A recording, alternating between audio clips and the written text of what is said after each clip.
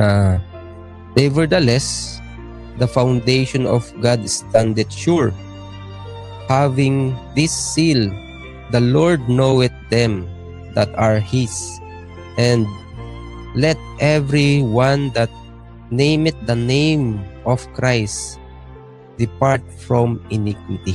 So, yun po, no? If we profess na nakikilala natin si Kristo, nakikilala natin ang kanyang dominion over us, dominion over the humanity. Nakikilala natin yung pagliligtas ng ating Panginoon sa Kristo sa bawat isa sa atin.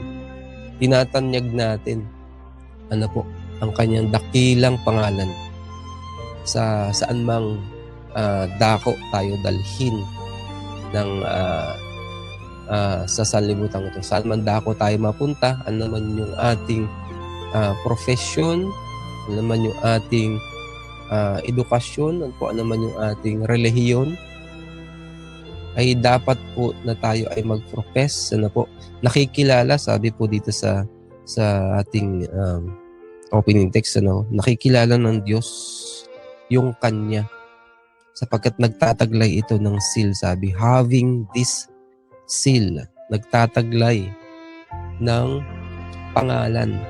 No, sino man yung tumatawag sa pangalan ng Diyos ay nagtataglay dapat ng seal o tanda ng Diyos.